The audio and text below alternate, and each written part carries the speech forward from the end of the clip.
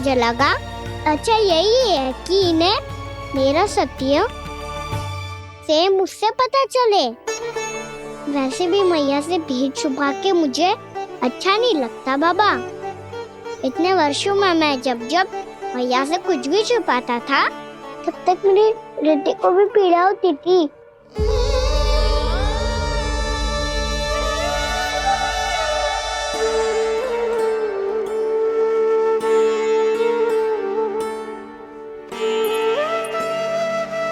मैं समझ सकता हूँ कान्हा। क्या सोच रहे हो? कछु ना। क्या कछु ना? पता भी है ये सारे बालक कल रात से भूखे हैं। दो कान्हा चल।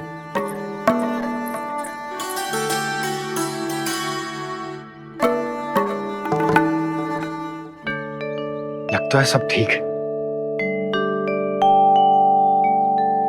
क्या ठीक है? कछु ठीक ना है। बहुत कठिन है, पर मैं प्रयास कर रही हूं कि स्वयं को समझा पाऊं कि मेरा लल्ला मेरे प्रभु श्रीहरि का अवतार है।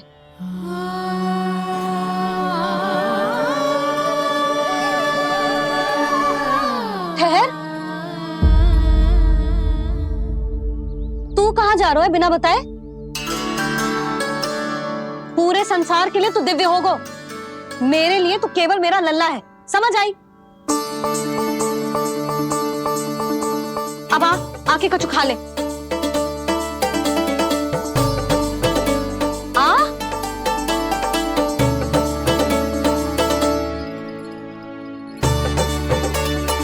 ले खा। पहले आप खाओ मैया। तू खा पहले।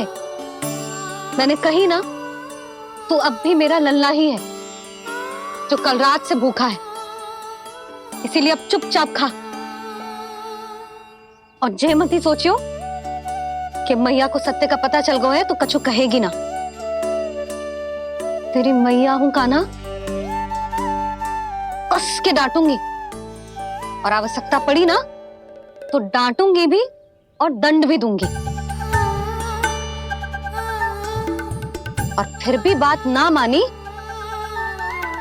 तो स्मरण है ना ओखल? देख यहां भी है।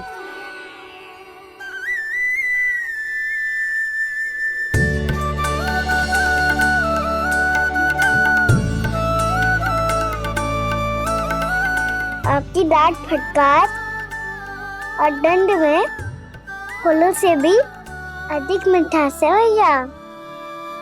प्रेम है तेरा ऐसा निराला, विवश होकर आए जगपाला।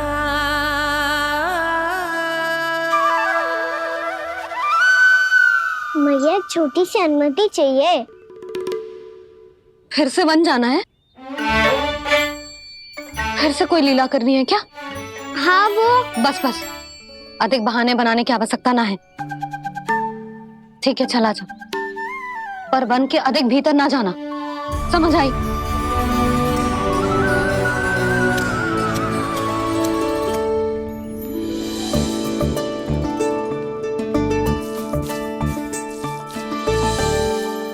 चलो मिल गई अनुमति।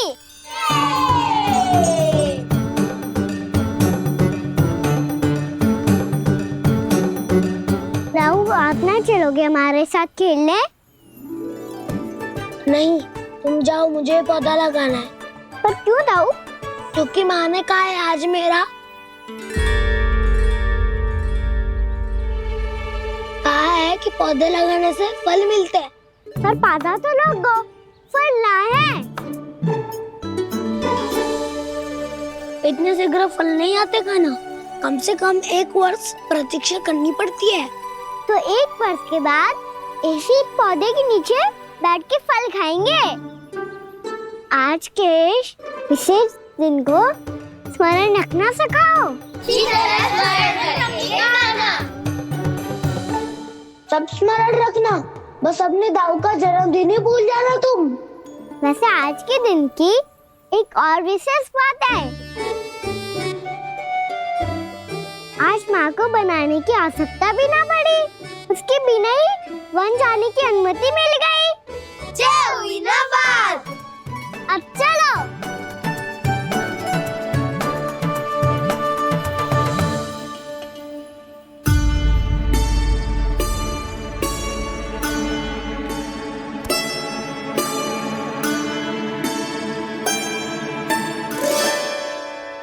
बलराम, कहाँ थे तुम? अच्छा, तुम्हें पता है महर्षि गर्ग ने मेरी विनती स्वीकार कर ली है। तुम्हारे जन्मदिन के विशेष अवसर पर तुम्हारे लिए विशेष पूजा करेंगे वो।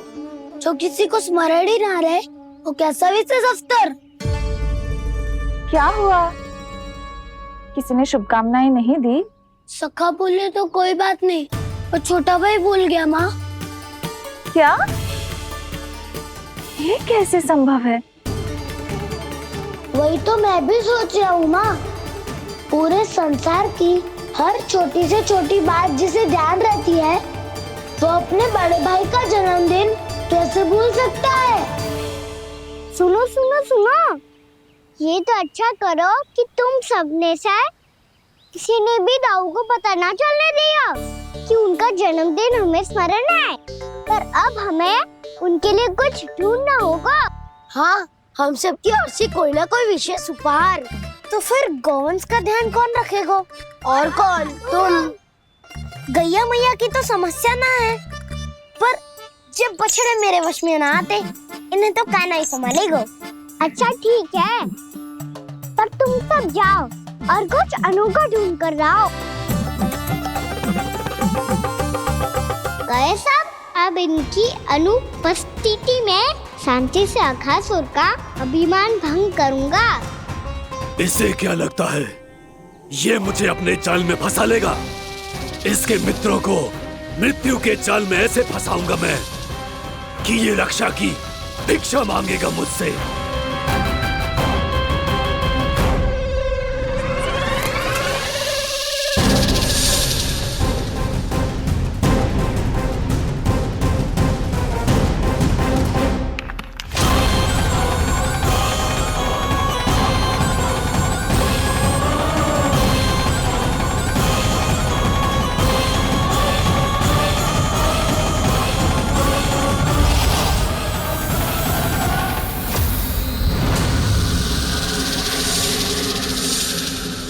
क्या ले चलूं बलराम के लिए जो हो बहुत विशेष?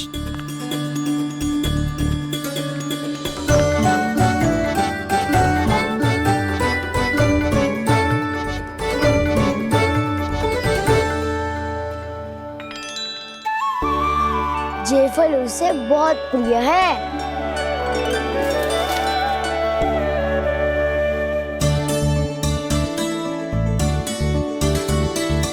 पत्थरी के रत्न।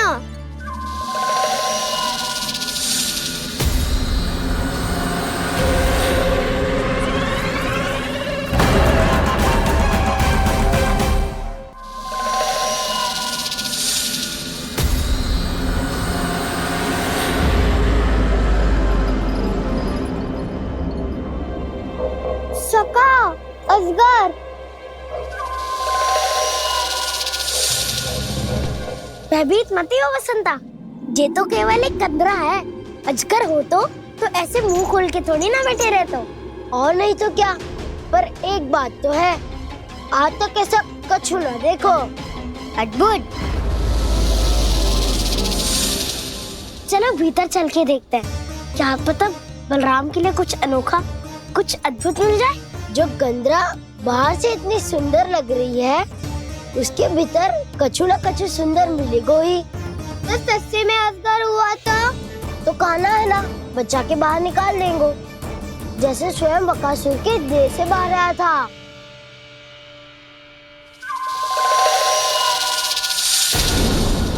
ये अजगर ये अभी अभी आके खोली इसने। अरे वसंता, तुझे तो हर बात में कुछ ना कुछ दिख ही जाता है। इसे छोड़कर हम सब भीतर चलते हैं। चलो चलो। अरे मुझे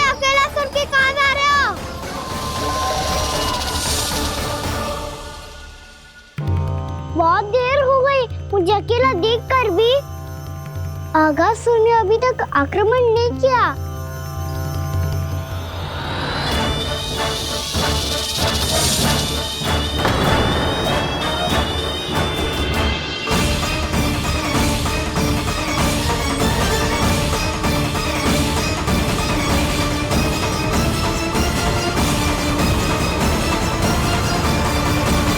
इसने तो उल्टी चाल चल ली। मुझे आघात करने के स्थान पर मेरे सखा को ही अपना आहार बना लिया। उसके सखाओं को आहार बना लिया है मैंने। अब उस विष्णु अवतार को इनकी रक्षा करने आना ही पड़ेगा, और तब मैं उसके प्राण लेकर अपना प्रतिशोध पूरा करूंगा। गैया मैया, अपना ध्यान रखना। मुझे सखा को मुक्त कराने जाना होगा।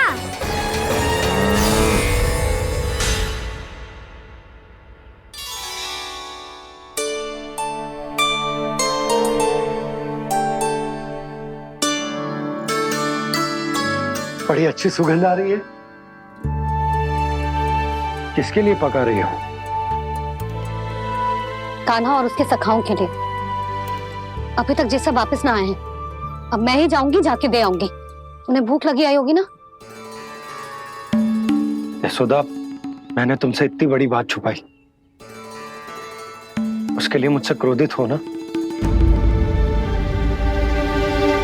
ना, आपके स्थान पे मैं होती तो मैं भी ऐसा ही करती। और भगवान की इच्छा से बड़ा तो और कछु ना होता है। पर अब मुझे जाना होगा। जिस सारे बालकों ने रात से केवल फल खाया हुआ है।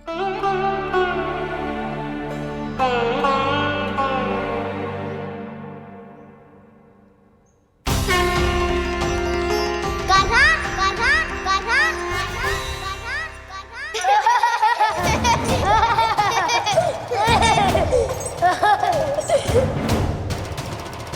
ध्वनि गूंज रही है। ये कंदरा ही है। चलो और भीतर चल के देखते हैं।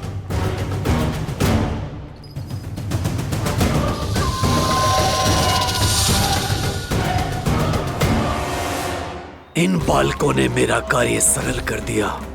स्वयं ही कृष्ण को खींचकर मुझ तक ले आए।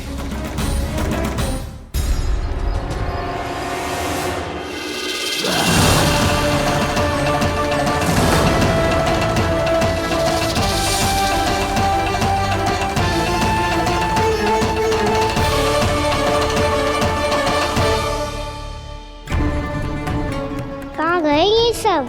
दिखाई नहीं दे रहे। ये यहाँ खड़ा क्यों है? भीतर आ बालक, ताकि तुझे और तेरे सखाओं को एक साथ बचा लूं मैं।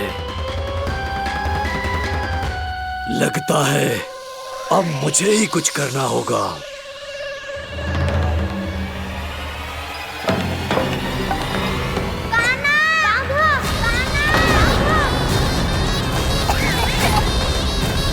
बसंता!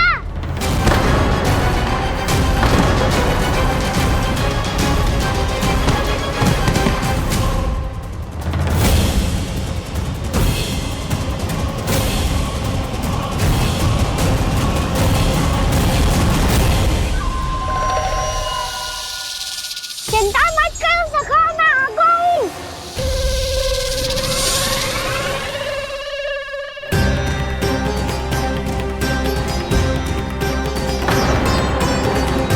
मेरे सखाओं को शिकार बना के तुमने बहुत बड़ा पाप किया अगासुर। अब तुम्हें इसका दंड दूंगा मैं।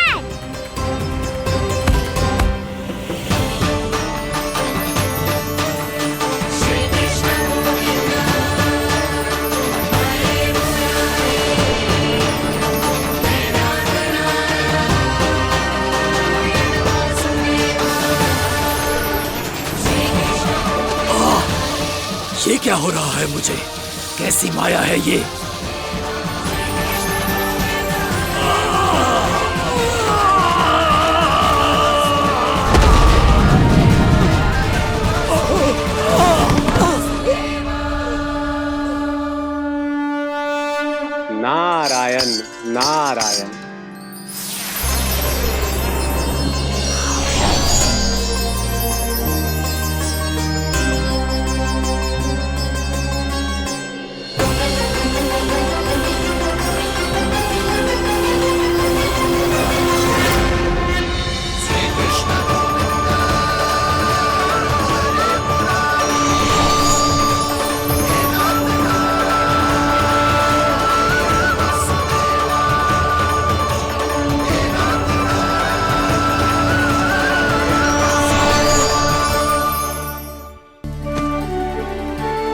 मैंने इतने पाप किए हैं प्रभु, फिर भी आपने स्वयं मुझे मुक्ति प्रदान की।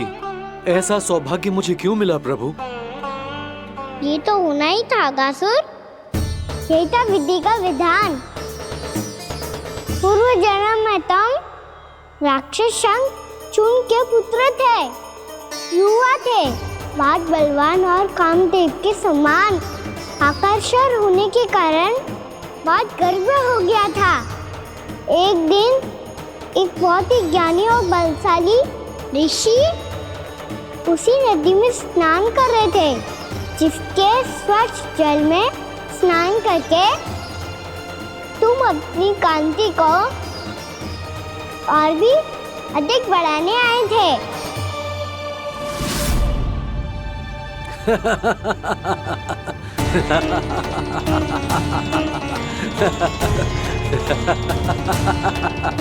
ये क्या देख लिया मैंने? भला कोई इतना वक्र भी हो सकता है? एक कुरुवृद्ध, इसी क्षण मेरी दृष्टि से दूर हो जा। किसी भयानक श्राप की भांति कहीं तेरी इस देह की छाया मेरे सुंदर स्वरूप पर न पड़ जाए। भाग जा यहाँ से।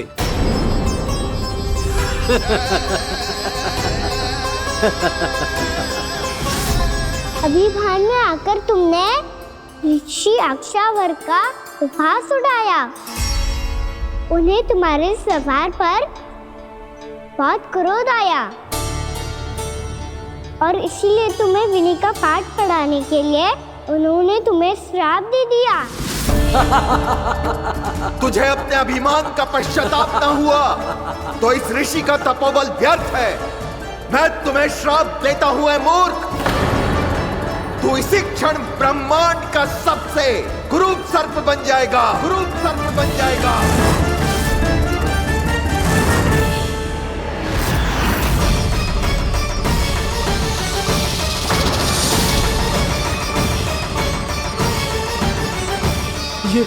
ये क्या हो रहा है मुझे? मेरी त्वचा,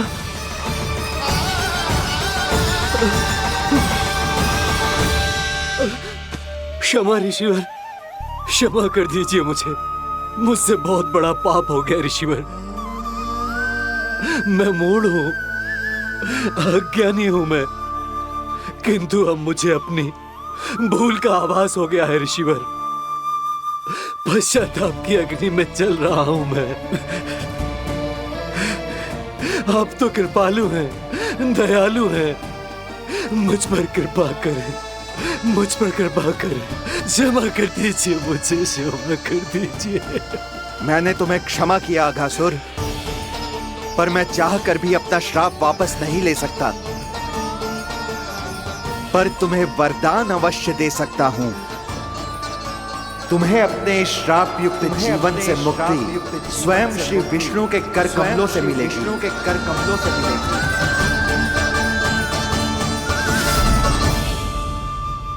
आज मैंने उनके महर्षि के इसी वरदान को पूरा किया है। अब तुम भव साग के चक्र से मुक्त हो जाओगे।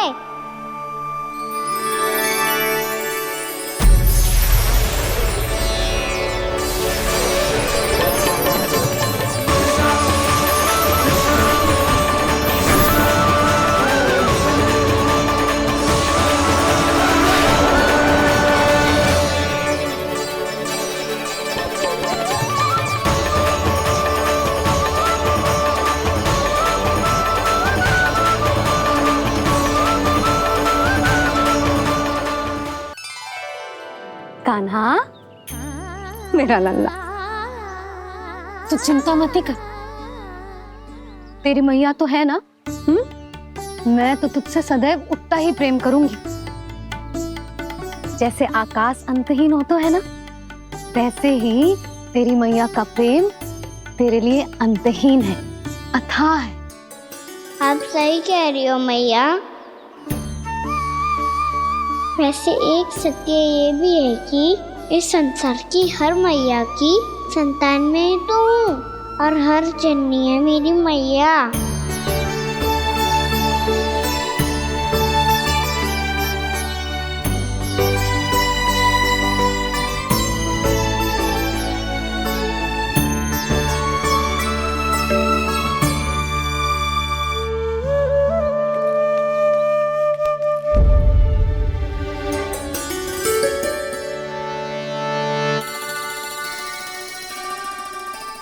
यहाँ छोड़ो, मुझे ऋषिवर के पास जाना है पूजा करने।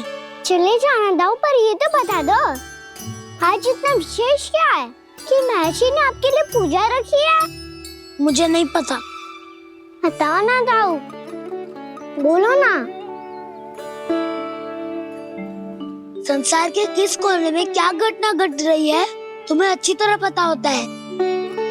बस यही नहीं पता कि आज तुम्हारे दाऊ का जन्मदिन है।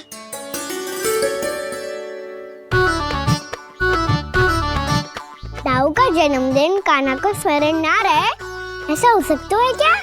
बातें बनाने की आवश्यकता नहीं है कान्हा। स्मरण होता तो सुबह ही पता ही दे देता।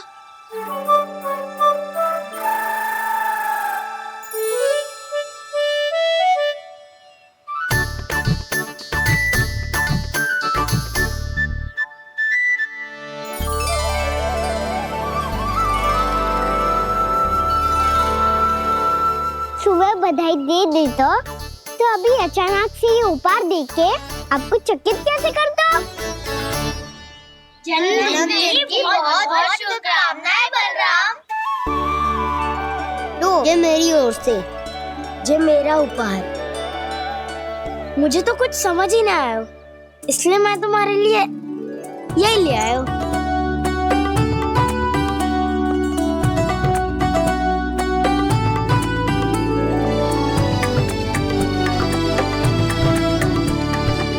अब तो मुझसे क्रोधित ना हो ना दाऊ।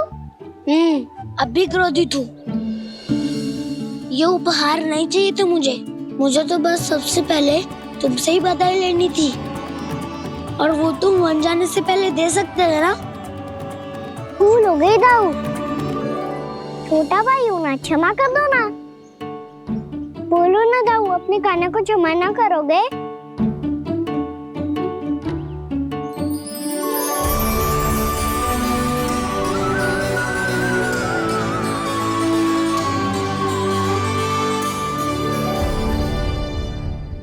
तुम भी मुझे क्षमा कर दो, मैं भी तुमसे क्रोधित हुआ था।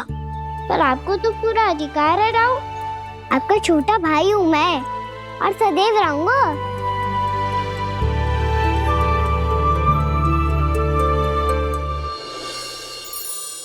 पर दाऊ, आपके पौधों में तो अभी तक फल ना है।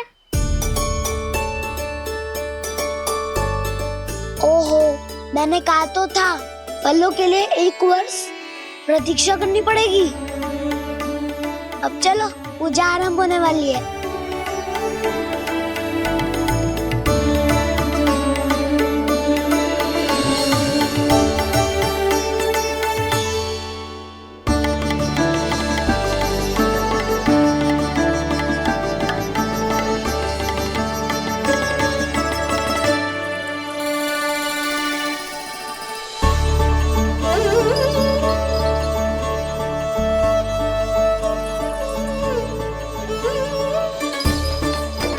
चलो सब जन गौचारण के लिए जानो है कि ना?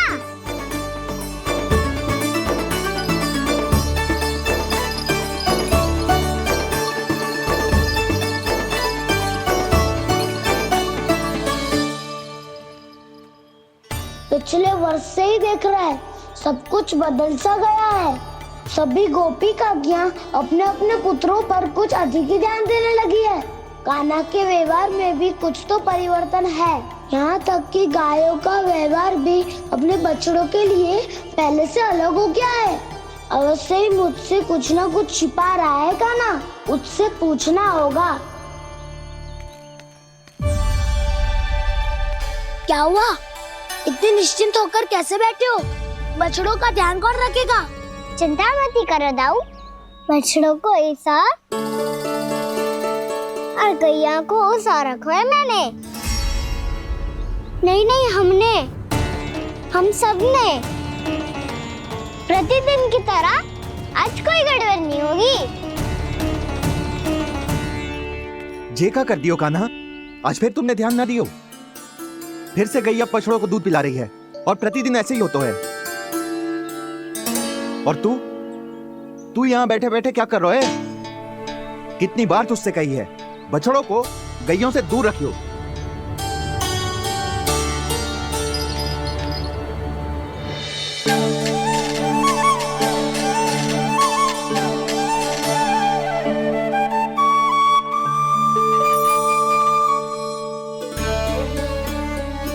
चल कोई बात ना है, हो जाता है कभी कभी। आगे से ध्यान रखियो।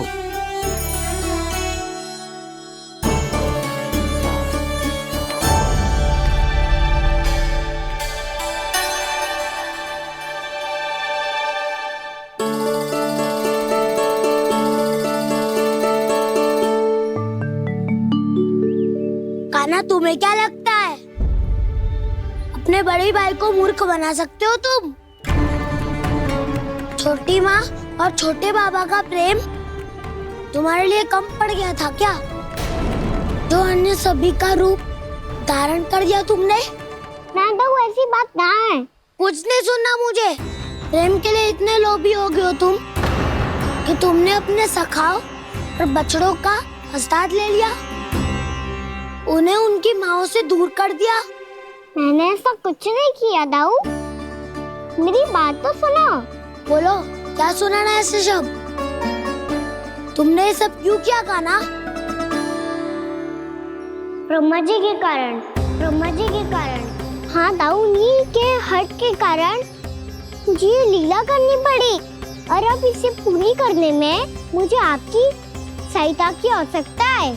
मैं वापस वहीं जाना होगा जहाँ से ये सब आरंभ हुआ था, महर्षि घर के आश्रम के निकट।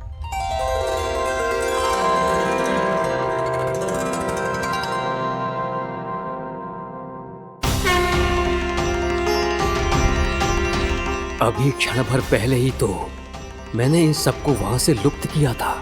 जिन्हें आपने क्षण भर पहले लुप्त किया था, पिछले 1 वर्ष से वो सब यही हैं। 1 वर्ष से? आप भूल रहे हैं ब्रह्मदेव, ब्रह्मलोक का एक क्षण पृथ्वी के 1 वर्ष के समान है। इसीलिए पिछले 1 वर्ष से ये सभी बालक और बछड़े यहीं पर हैं, ब्रह्मलोक में। तब फिर वहां कौन है? वही जिन्हें आप पहचानने से भी मना कर रहे हैं, पहचानने से भी मना। प्रभु श्री नारायण के पूर्ण अवतार श्री कृष्ण। ये कैसे संभव है? अर्थात वो सभी सखा जो बछड़ों को चारण करा रहे हैं, वो सभी स्वयं श्री कृष्ण ही हैं, और वो बछड़े जो चारण कर रहे हैं, वो सब भी श्री कृष्ण ही हैं। प्रभु इस लीला को पिछले 1 वर्ष से अनवरत चला रहे हैं। किंतु ये तो असंभव है देव ऋषि। जहाँ श्री कृष्ण है वहाँ सब संभव है ब्रह्मदेव। श्री कृष्ण जानते थे आप क्या कर रहे हैं। वो ये भी जानते थे कि आपका उद्देश्य उनके सखाओं और बछड़ों को हानि पहुंचाना नहीं है, पर 1 वर्ष के लिए इन सब का लुप्त हो जाना गोप गोपियों को बहुत दुखी कर देता। इसीलिए श्री कृष्ण ने अपने आप को सखाओं और बछड़ों के अनेकानेक रूपों में विभाजित कर लिया और उनके माता पिता के साथ रहने लगे, ताकि सबका जीवन वैसा ही चलता रहे जैसे पहले चल रहा था। इसका अर्थ है कि मुझसे बहुत बड़ी भूल हो गई है देव ऋषि, कि मैंने साक्षात प्रभु पर संदेह किया, उनकी शक्तियों पर शंका व्यक्त की, जबकि सत्य तो ये है कि प्रभु के सामने मेरी शक्ति कुछ भी नहीं है, मैं कुछ भी नहीं हूं। मुझे उनके पास जाना चाहिए, अपनी भूल के लिए क्षमा याचना करनी चाहिए।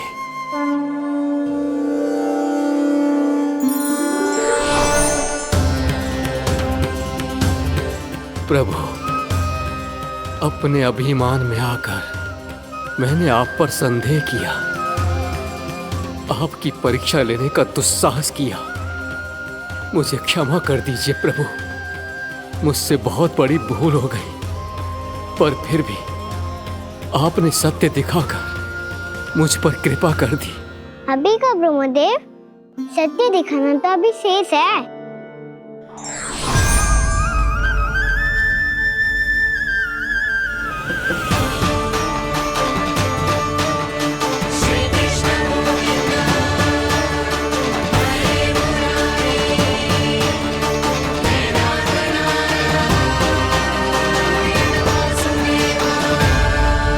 आप एक ब्रह्मांड के ब्रह्मा है, पर इस अनंत अंतरिक्ष में अनंत ब्रह्मांड है और वो उन सभी के अपने अपने ब्रह्मा है।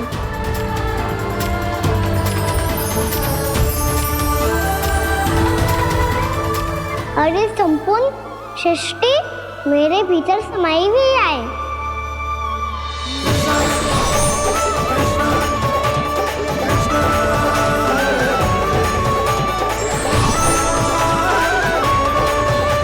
प्रभु,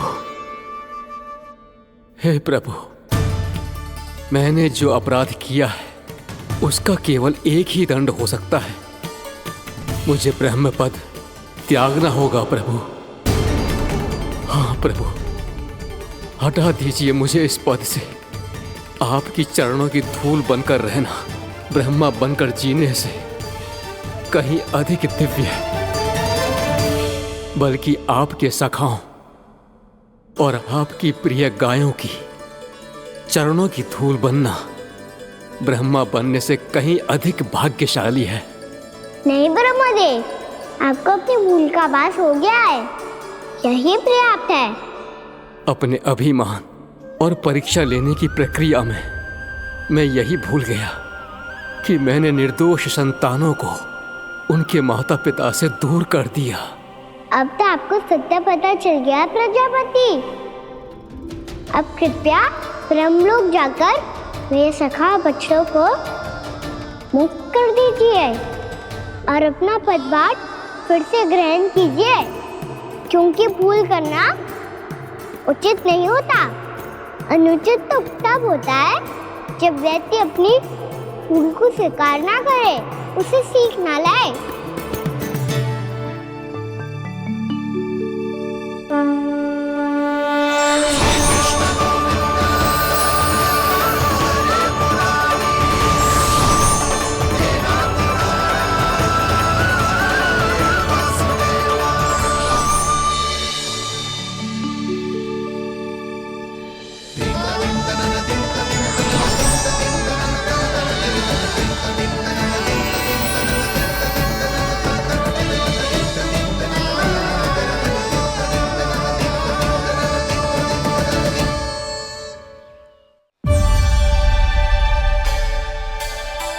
जाने कब आग लग गई थी।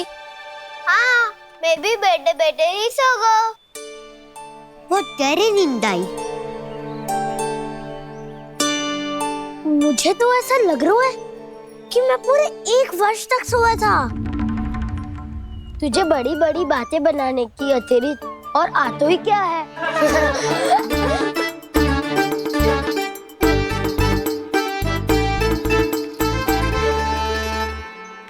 बलराम, तुम आ गए? जन्मदिन की बहुत बहुत बधाई हो। हाँ, जन्मदिन की बहुत बहुत बधाई हो बलराम।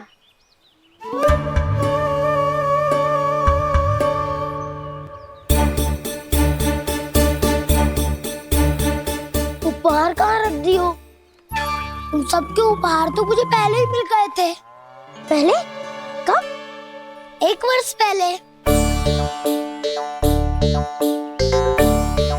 1 वर्ष पहले? अरे अब बातें ही करते रहोगे कि घर भी चलोगे? हाँ हाँ, शीघ्र चलो। मुझे लग रहा है कि मैं कितने लंबे समय से घर ना गए हूँ।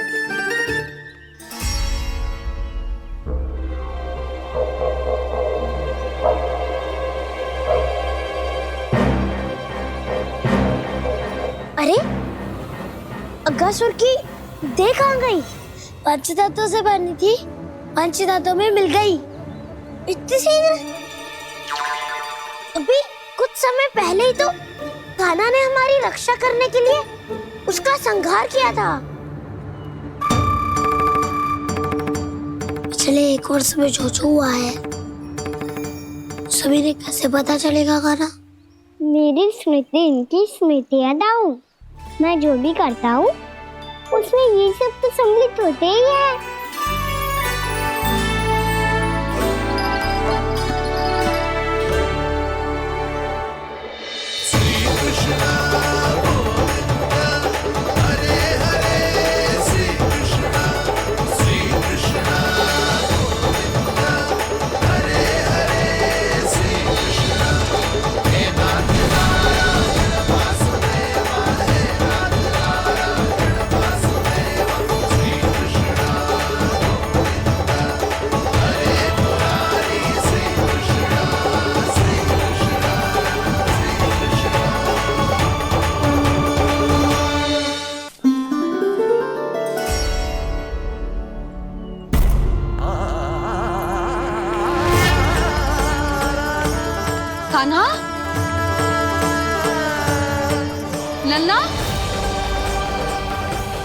मेरे कान्हा को मुझसे दूर लेके मत जाओ। लल्ला, कान्हा, कान्हा।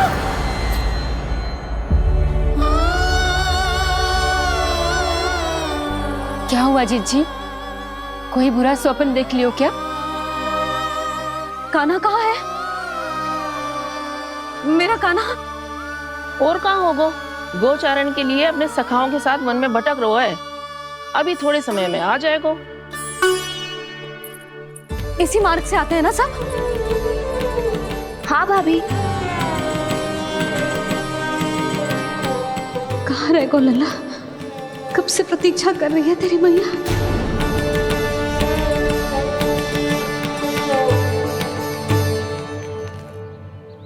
ऐसा कौन सा सपने देख लिया जीजी जो इतनी विचलित हो गई?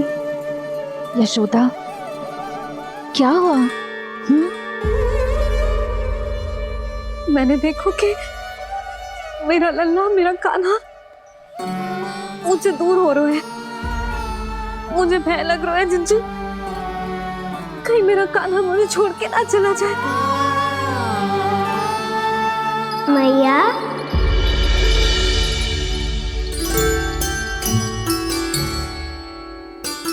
मैं कहीं ना गयो मैया, यही तो हूँ मैं।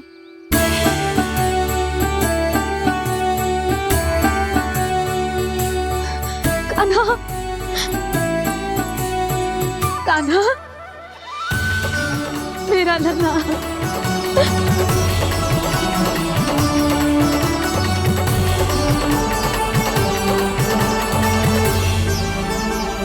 कहाँ चला गया था तू? हाँ, इतना समय क्यों लगा दियो तूने? मेरा हृदय इस कल्पना से ही कांप गया था कि तू कहीं मुझे छोड़कर दूर जा रहा है।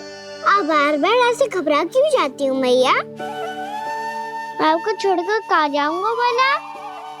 मेरा निवास तो सदैव यही रहेगा, आपके हृदय में। यही तो है मेरा वास्तविक घर।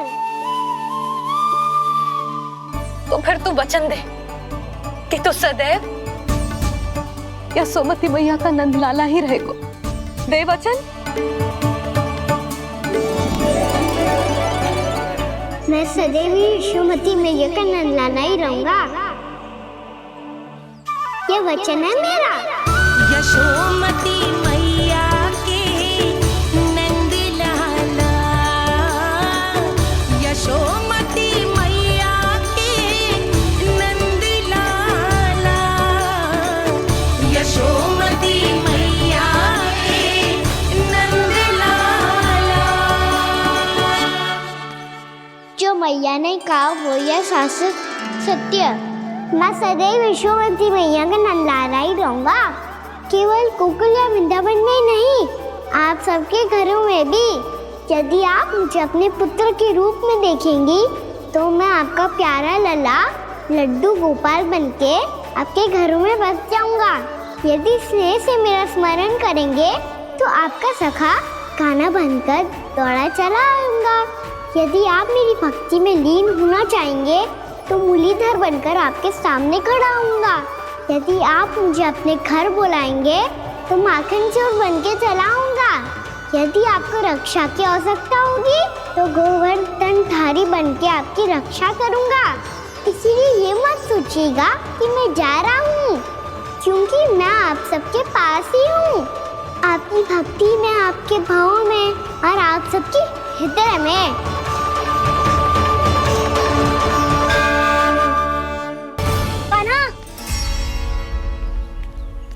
तुम्हें पता है कि तू भगवान है, दिव्य है, बहुत शक्ति है तुझ में, पर फिर भी हम तुझे विषैले जल में ना जाने दे सकते। कुछ होगा तो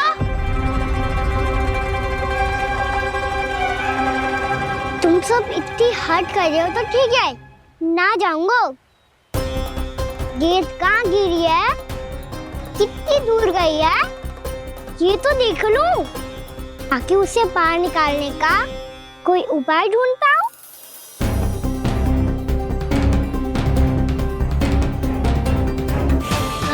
हाँ। श्री कृष्ण गोविंद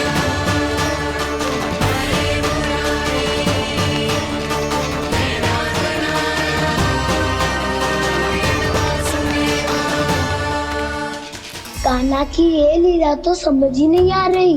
पहले इसने देवश्री नारद को मथुरा जाकर कंस को भड़काने के लिए कहा, फिर स्वयं ही दुखी भी हो गया कि अब इसका रहस्य सबके सामने खुल जाएगा। और अभी स्वयं ही तो इसने कहा था कि गेंद बहुत महत्वपूर्ण है, फिर स्वयं ही उसे नदी के विसले जल में फेंक दिया।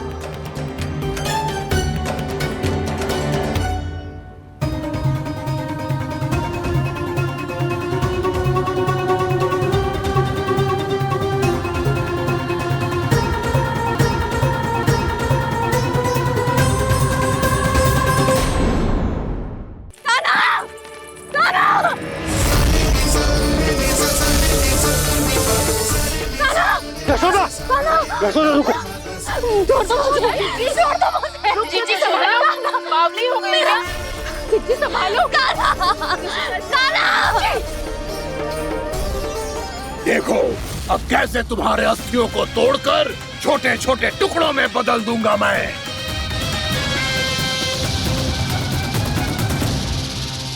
अगर आप जाओगी तो आप भी फंस जाओगी। अपने लल्ला के लिए मैं किसी भी संकट का सामना करने के लिए तैयार हूँ। छोड़ो ना यशोदा, हमें कोई और उपाय खोजना पड़ेगा। कोई और उपाय? आप देख ना रही मेरा काना किस दशा में है। काना मैया के वश में नहीं है, नहीं तो ये अपने लल्ला के लिए साक्षात काल का भी सामना कर ले। ये तो केवल कालिया नाग है। हे नागराज, आप मेरे प्राण ले लो पर काना को छोड़ दो। ना नागराज, आप मेरे प्राण ले लो, मैं विरोध भी ना करूंगी। ना नागराज, आप मुझे मार दो पर मेरे काना को छोड़ दो। ना ना ना ना नागराज, मेरे प्राण ले लो, हमारे काना से क्या शत्रुता है आपकी। प्रभु के लिए जो प्रेम यशोदा मैया के हृदय में है, वही इन सभी गोपियों के हृदय में भी है।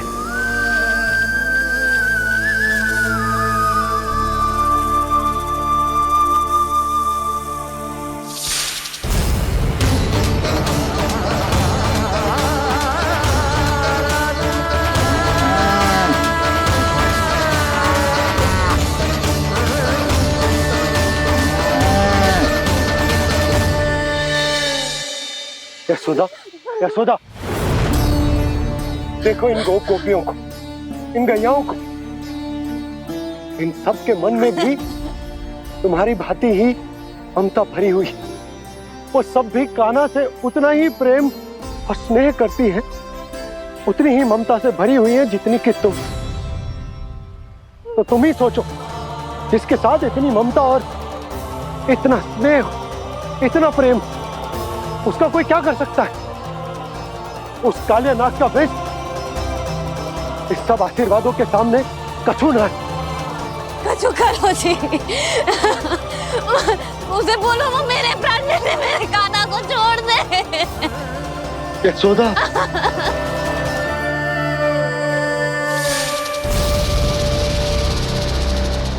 केवल इन्हीं में नहीं देवराज, नाग पत्नियों के हृदय में भी ममता का वही प्रेम उमड़ रहा है। देखिए। मैं आपके हाथ जोड़ती हूँ स्वामी, इस बालक को छोड़ दीजिए। ये अवश्य ही कोई दिव्य आत्मा है स्वामी। हम आपसे विनती करते हैं स्वामी, इस नन्हे बालक को हानि मत पहुंचाइए स्वामी। मेरी पत्नियां मेरे ही शत्रु के लिए विनती कर रही हैं। अब यदि इसके पक्ष में एक शब्द भी कहा तुम सबने, तो मैं इस बालक से पहले तुम सबके प्राण ले लूंगा। हो रहा प्रसन्न नाग कालिया, विजय को निश्चित जान। रोते बिलखते व्याकुल सब, संकट में देख कान्हा के प्राण।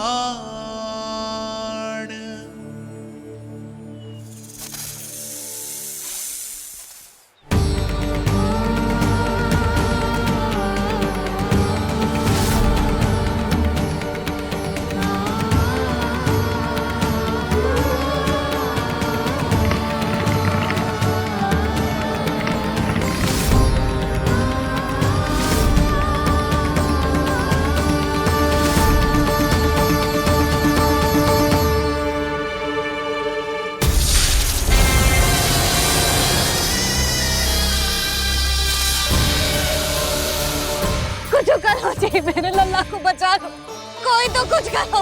जीजी संभालो जीजी ना। यशोदा, यशोदा तुम शांत हो जाओ, मैं कान्हा को वापस लेकर आऊंगा, मैं रक्षा करूंगा उसकी। ना नंदराज, नंदराज नहीं, कम से कम आप तो समझो नंदराज, कालिया के पास आप जाओगे तो आप भी फंस जाओगे।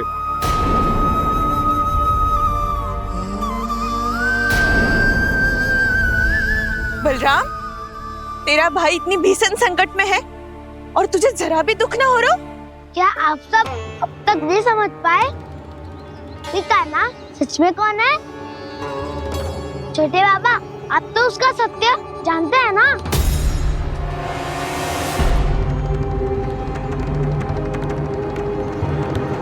मानता हूँ कि आप सब कान्हा के रहस्य के बारे में नहीं जानते, पर क्या उसके जन्म से आज तक घटी एक से बढ़कर एक विचित्र घटनाओं को भी भूल गए हैं आप सब?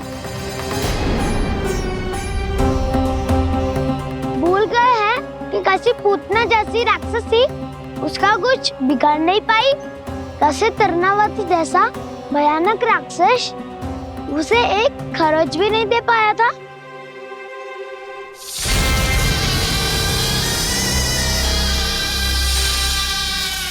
आप सबने अपनी आंखों से देखा था ना, बकासुर से कान्हा की रक्षा करने देवता स्वयं आए थे, पर सत्य तो ये है कि वो सभी देवता भी उस असुर के सामने असमर्थ हो गए थे। तब कान्हा ने बहुत ही आसानी से उस भयंकर असुर का वध किया था, एक ही बार में धराशायी कर दिया था उसे। तो आप सभी सोचिए, बार बार ऐसे असाधारण कार्य करने वाला बालक साधारण कैसे हो सकता है? अब तो आरंभ से ही सारा सत्य जानते हैं छोटे बाबा। रहस्य छुपाने में सदैव कान्हा की सहायता करते आए हैं आप, और आज आप स्वयं ही उसके सत्य को भूल रहे हैं। और तुम सब भी तो जानते हो कान्हा की शक्तियों के बारे में, तो क्या तनिक भी विश्वास न आया अपने सखा पे? बलराम, जे तू क्या कह रहे है? मैंने जो कहा उसका एक एक शब्द सत्य है छोटी माँ।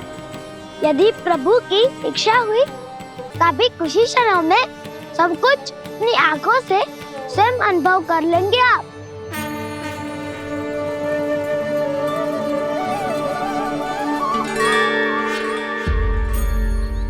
शांताकारं भुजगशयनं पद्मनाभं सुरेशं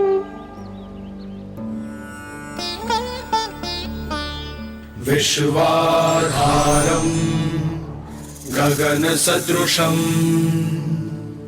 मेघवर्णं शुभांगं लक्ष्मीकान्तं कमलनयनं योगी वीरध्यानगम्यम्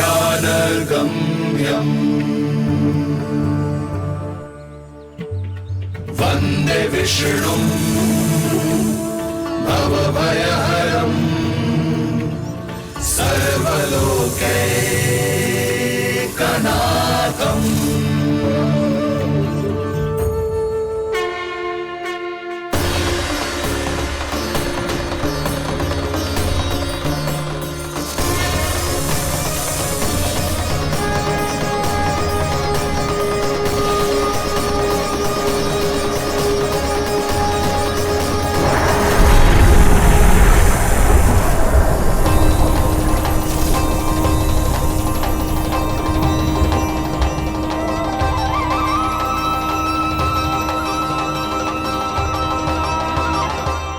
तुझे क्या लगता है बालक कि तू मेरी जकड़ से निकल गया तो अब बच जाएगा तू?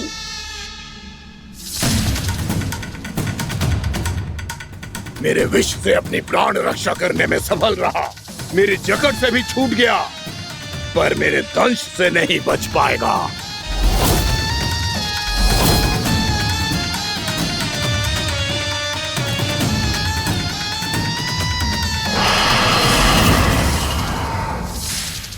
अब भय से भाग रहा है, पर मैं तुझे मृत्यु देकर रहूंगा।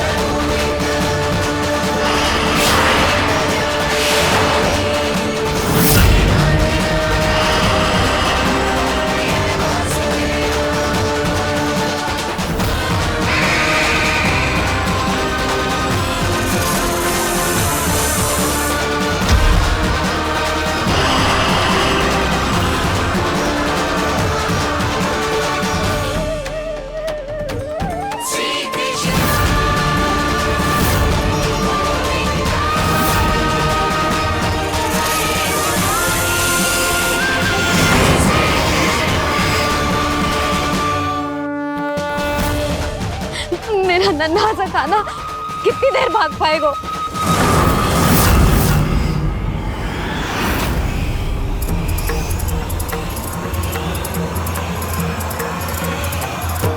और कितनी प्रतीक्षा करोगे मेरी भक्त कालिया? भक्त नहीं, काल हूँ मैं तेरा।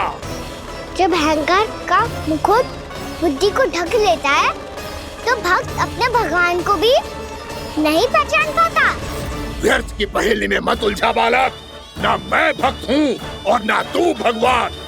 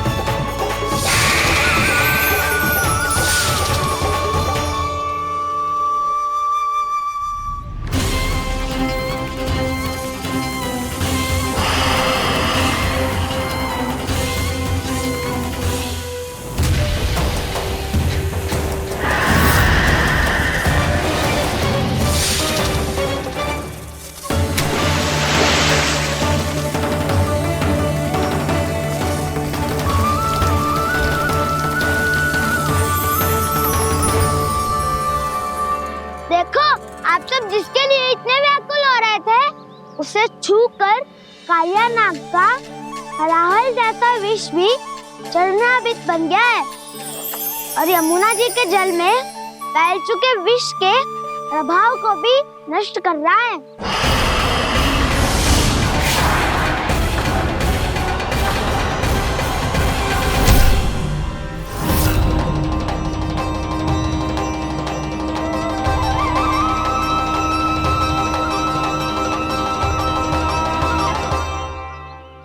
धर्म रक्षक अधर्म विनाशक प्रभु श्री कृष्ण का कौशल सचमुच अद्वितीय है। नारायण नारायण।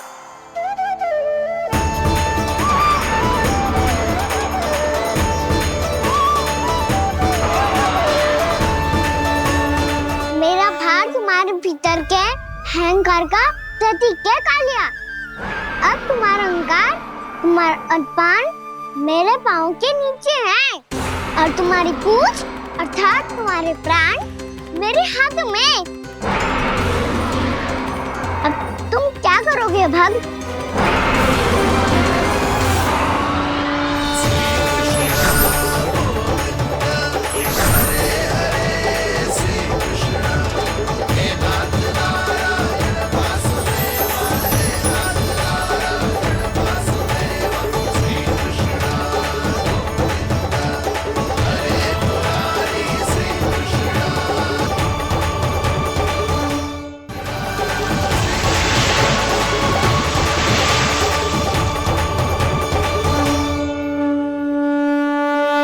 प्रभु, भले ये आपको पहचानने में असमर्थ हो, पर हम सब ने आपको पहचान लिया है।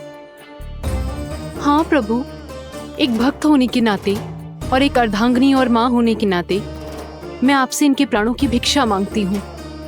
अपनी कृपा दिखाइए और इन्हें क्षमा कर दीजिए। आपके लिए मित्र और शत्रु में कोई अंतर नहीं प्रभु। उसी तरह आपकी कृपा और दंड में भी कोई अंतर नहीं। दोनों दया ही तो हैं, अकारण ही किसी को प्राप्त नहीं होती। हमें विश्वास है कि हमारे पति को मिला ये दंड कोई अभिशाप नहीं है, आपका वरदान है। ये सत्य है प्रभु कि इनसे बहुत से पाप हुए हैं। इनके विष से बहुत सारे जीव जंतु को हानि पहुंची है, पर अब आपके चरण इनके शीश पर पड़ गए हैं। ऐसी कृपा तो बड़े बड़े महान महात्माओं को भी दुर्लभ है, और इन्हें प्राप्त हुआ तो अवश्य ही ये किसी महान पुण्य का ही फल है। हे प्रभु, उन्हीं पुण्य कर्मों की शक्ति का आह्वान कर मैं आपसे विनती करती हूँ, इन्हें प्राण दान दीजिए। मैं अपने इस भक्त को क्षमा अवश्य करूंगा देवियों, यदि ये अपने अहंकार को त्याग कर मुझे पहचान ले तो।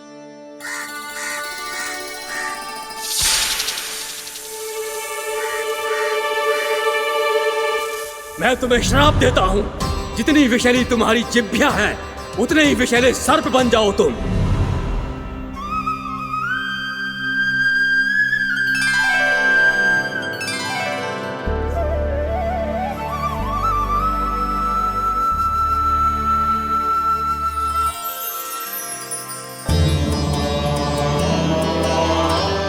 नारायण, मुझे क्षमा कीजिए नारायण।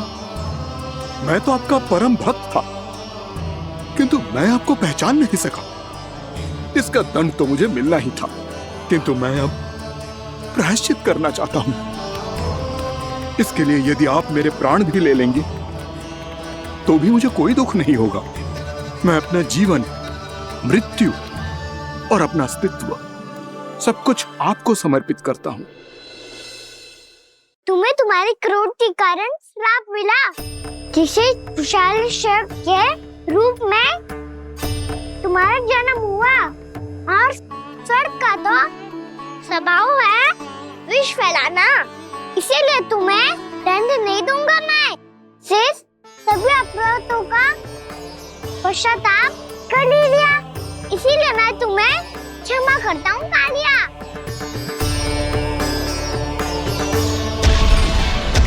पर तुम्हें यहाँ से दूर समुद्र के बीच जाकर रहना होगा, जहाँ किसी निर्दोष का जीवन तुम्हारे विष से प्रभावित ना हो।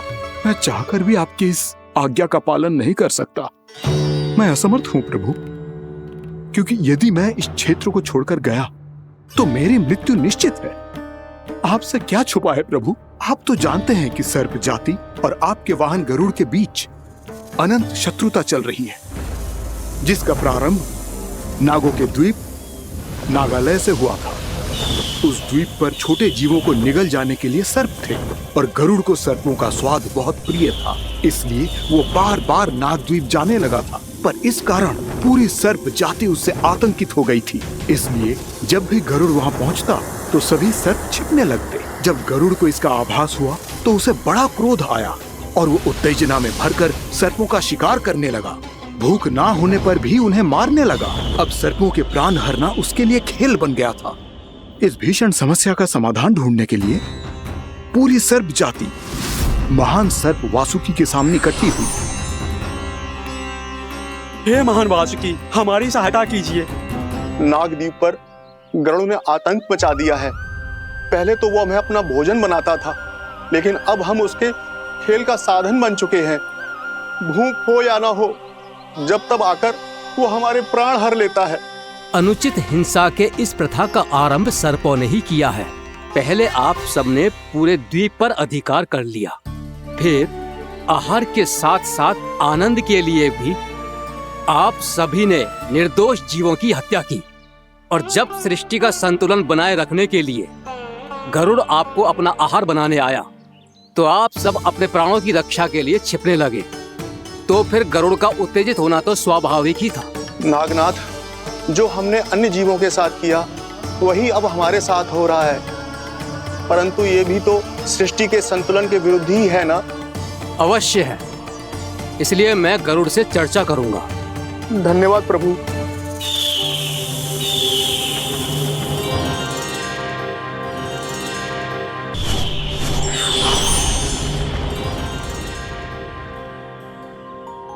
श्री नारायण के वाहन पक्षीराज गरुड़, मैं संपूर्ण सर्प जाति की ओर से आपसे एक निवेदन करने आया हूँ।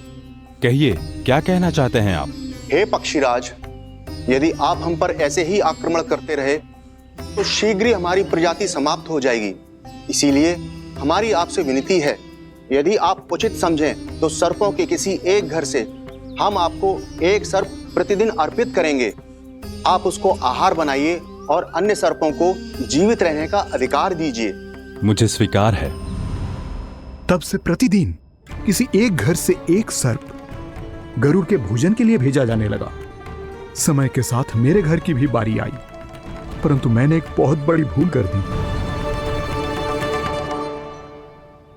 समय आ गया है स्वामी, आज गरुड़ के आहार के लिए इसे चुना गया है। कौन है यह गरुड़ और क्यों दूं मैं इसे कोई भेंट? स्वामी, सभी सर्प राज्यों और गरुड़ के बीच में यही समझौता हुआ है, हमें इसका सम्मान करना ही होगा। मैंने कोई समझौता नहीं किया, मैंने कोई वचन नहीं दिया और ना ही मैं किसी गरुड़ से भयभीत होता हूँ। यदि इस राज्य में किसी को सर्पों को अपना आहार बनाने का अधिकार है तो वो केवल मुझे है। अब से गरुड़ को दी जाने वाली हर भेंट मुझे दी जाएगी, महाविषधारी महान नागराज कालिया को। ये और कुछ नहीं, मेरा अभिमान था प्रभु, और ये मेरे इस जन्म की सबसे बड़ी भूल थी, क्योंकि फिर जब गरुड़ को इस बारे में पता चला तो। कालिया, अभिमान में आकर तूने अपने काल को ललकारा है। जिस कालिया के नाम में ही काल छिपा है, तू उसे ललकारने का दुस्साहस कर रहा है गरुड़। स्वयं को भगवान विष्णु का वाहन कहता है तो वाहन का ही कर्म कर। स्मरण रख, इस धरती के सर्वश्रेष्ठ योद्धाओं के लिए भी मैं मृत्यु का दूत हूँ। विनाश काले विपरीत बुद्धि। तुझ जैसे मूर्ख सदा इस युक्ति को सार्थक करते आए हैं। अपने विनाश को आमंत्रण किया है तो अब भोग।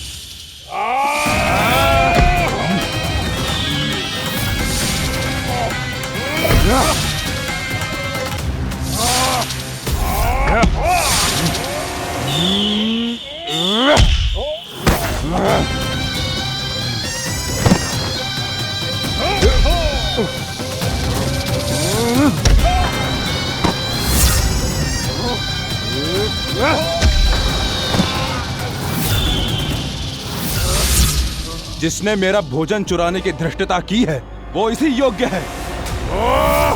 तू मुझे जानता नहीं है गरुड़, मैं महाविषधारी नाग कालिया हूँ। तेरा इतना दुस्साहस कि तूने मुझ पर चरण से प्रहार किया।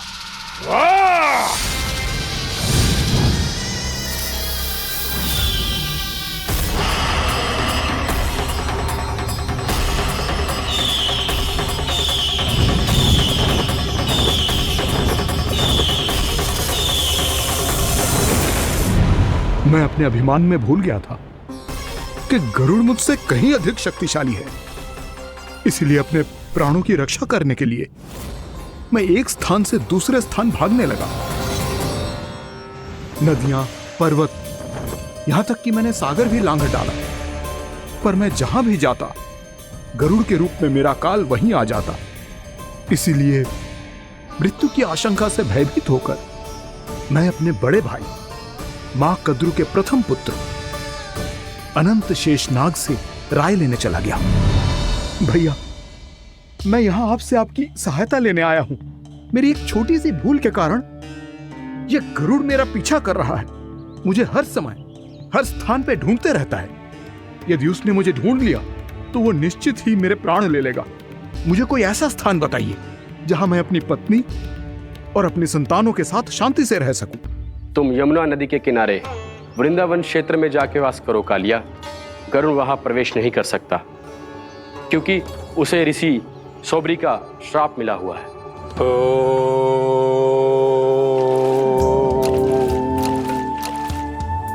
ध्यान और तपस्या का नित्य कर्म करते हुए ऋषि के मन में मछलियों के प्रति प्रेम भाव इतना बढ़ गया कि वो भूल गए सभी जीव खाद्य श्रृंखला का भाग होते हैं और मछलियां भी इस नियम की अपवाद नहीं है।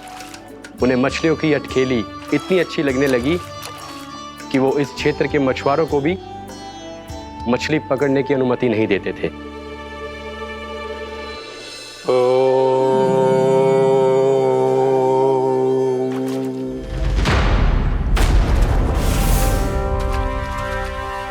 उस दिन वो उस पक्षी को नहीं रोक पाए, पर तब से सावधान रहने लगे। यहां तक कि अपने साधना से भी अधिक ध्यान वो पक्षियों पर केंद्रित करने लगे। ठहरो! इसी क्षण अपनी चोंच में पकड़ी इस मछली को छोड़ दो। तुम्हें इन मछलियों का आहार नहीं करना चाहिए पक्षीराज। ये तो खाद्य श्रृंखला का नियम है ऋषिवर। यदि मैं इनका आहार नहीं करूंगा तो कोई और पक्षी कर लेगा।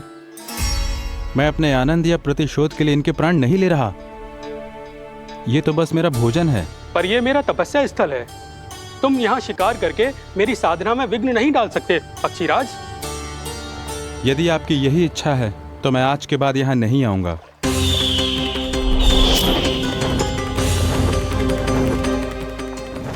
पर आज ये मछली मेरे आहार के रूप में पकड़ी जा चुकी है। मैं वचन देता हूँ ऋषिवर, इस स्थान पर यह मेरा अंतिम शिकार होगा।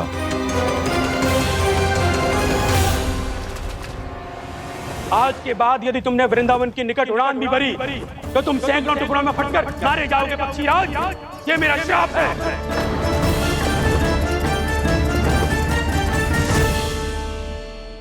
और इसीलिए भैया शेषनाग के सुझाव के अनुसार मैं यहां आ गया। पर अब यदि मैं कहीं और जाऊंगा तो मेरे प्राण नहीं बचेंगे प्रभु। निश्चिंत रहो कालिया, अब से गरुड़ तुम्हें कोई हानि नहीं पहुंचाएगा। अब तुम्हारे फनों पर मेरी पक्षिंग बन गए कालिया, इसीलिए अब से तुम्हें गरुड़ से कोई भय नहीं होगा। निश्चिंत होकर अपने परिवार के साथ गहरे समुद्र में चले जाओ और सुख से शांति से निवास करो। पर ध्यान रहे निर्दोष जीवों को हानि ना पहुंचे। आपने मुझे जीवन दान दे दिया प्रभु, इस उपकार से मैं कृतज्ञ हूँ प्रभु। आदेश दीजिए, मैं आपकी सेवा कैसे करूं? तुम्हारे जल क्षेत्र से 1 कोटि कमल पुष्पों को लेने की अनुमति दे दो कालिया। यही मेरी सेवा होगी। प्रभु, ये तो मेरा सौभाग्य होगा।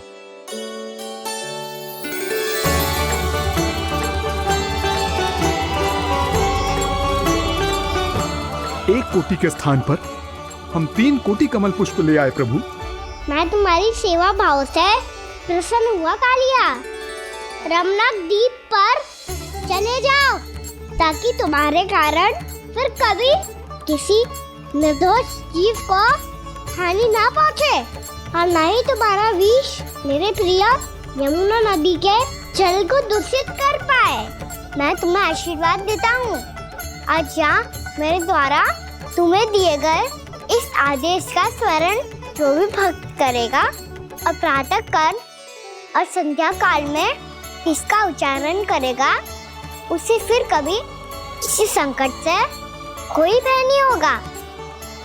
ये स्थान अब से काला कुंड के नाम से जाना जाएगा।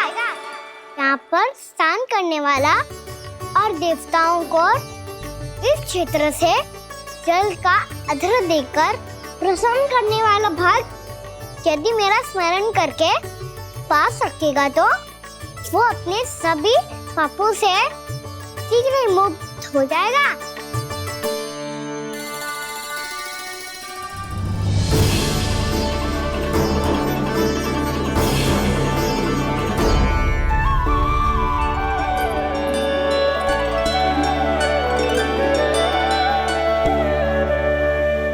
कौन है जी भगवान जिसने अभी अभी कालिया जैसे विशाल विस्तर का सामना किया?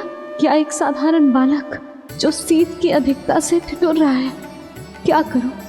मैं लल्ला को ममता के आंचल में छुपा लूं या भक्त बनकर प्रभु की लीला देखती रहूं? क्या करूं मैं? कितना ठंडा था जल, बहुत सर्दी लग रही है। सर्दी से तड़पते हुए कैसे देखूं इसे? अभी जाके अपने पल्लू से सुखाती हूँ। हृदय से लगा के स्नेह की आंच दूंगी तो सर्दी पल भर में छूमंतर हो जाएगी।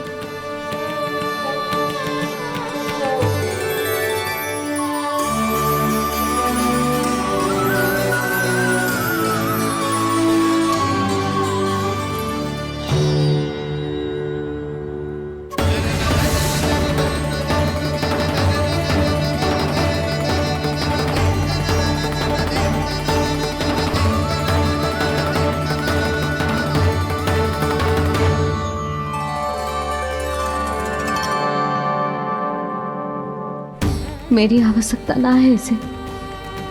ये तो सच्ची में भगवान ही है जिसकी ठंड दूर करने के लिए स्वयं द्वादश आदित्य प्रकट हो गए हैं।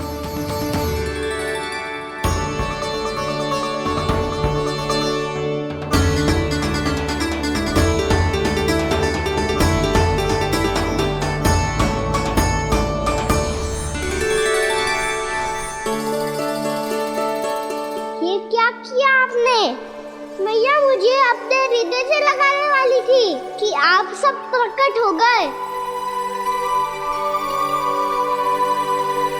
क्षमा कीजिए प्रभु, पर आपको भीगा हुआ देखकर, ठंड से ठिठुरता हुआ देखकर हमसे रहा नहीं गया। हम अपने वश में नहीं थे प्रभु। भक्ति से भावुक होकर हम प्रकट होने पर विवश हो गए थे। हमारी किरणें जैसे स्वयं ही फूट पड़ी और दौड़ पड़ी आपको सुखाने के लिए। मैं आपका प्रेम, आपकी भक्ति समझता हूं आदित्यगण, और इसीलिए इस समय मैं जहां खड़ा हूं, इस स्थान को द्वादश आदित्य टीला के नाम से जाना जाएगा।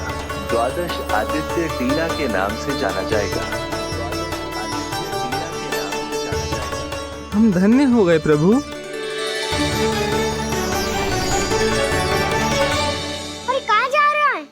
जो गड़बड़ किया उसे सुधारिए तो सही। प्रभु आज्ञा दीजिए। अपना दाम इतना अधिक बढ़ा दीजिए कि मुझे स्वेद आने लगे,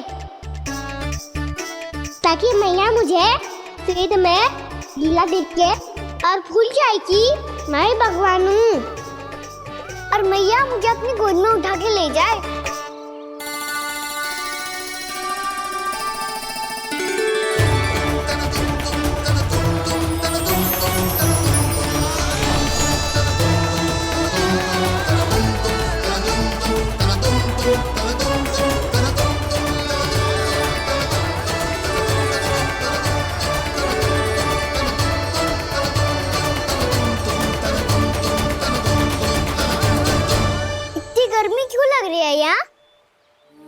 स्वेद की एक बूंद भी आती थी तो मैं अपना आंचल लेकर पहुंच जाती थी इसके पास।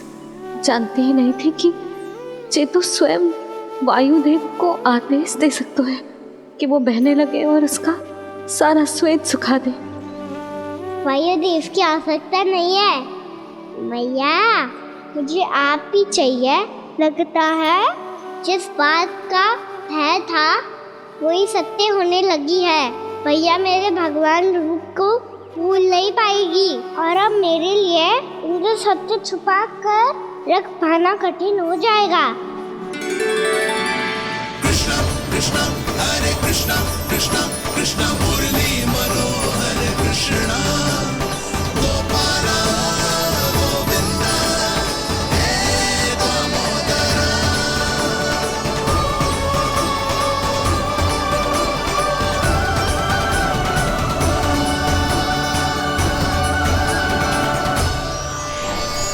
प्रभु, आपके श्वेत से बने इस प्रसंगदान सरोवर का प्रणाम स्वीकार कीजिए।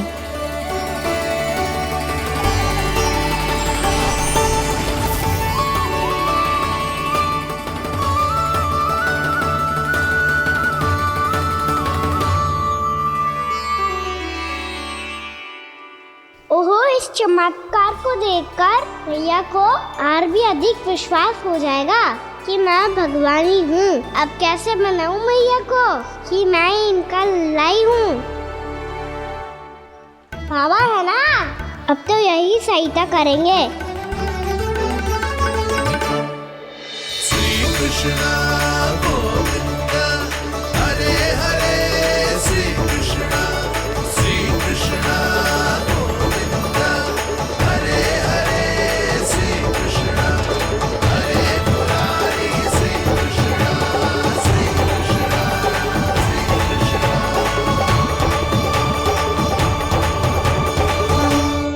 बाबा एक कोटी ना, मैंने तो 3 कोटी कमल पुष्पों का प्रबंध कर दिया है और चिंता करने की आवश्यकता ना है। 1 कोटी कमल के स्थान पर 3 कोटी कमल पुष्प मिल गए हैं। हाँ कान्हा, मैं उचित संदेश के साथ ये सारे पुष्प उस कंस के पास भिजवा दो। महाप्रक्रमी कान्हा की जय, वृंदावन रक्षक कान्हा की जय, महाप्रक्रमी कान्हा की जय। भानु जी नंदराज, बाकी गांव वालों को लेकर ये सारे पुष्प इकट्ठा करो और कंस के दरबार में पहुंचाओ। जी।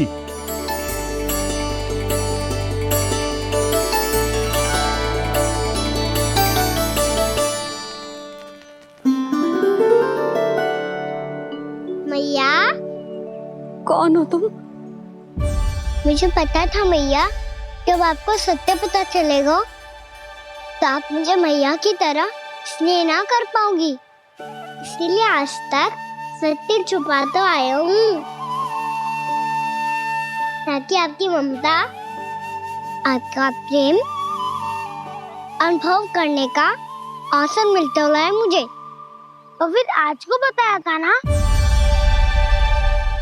जो रहस्य तुमने बरसों तक छिपाया था, उसका भेद खुलने में तुम्हारा ही योगदान है। मुझे कालिया के शीश पर अपने पद चिन्ह रखकर उसे मुक्त कराना था दाऊ, वचन दिया था मैंने उसे।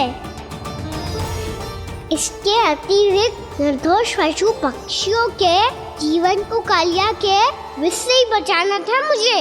इसमें कंस को तो सम्मिलित करना ही था, ताकि जब मैं कालिया का सामना कर रहा हूँ तो वो किसी और असुर को समस्या बनाकर वृंदावन ना भेज दे। पर इस सबसे बड़ा एक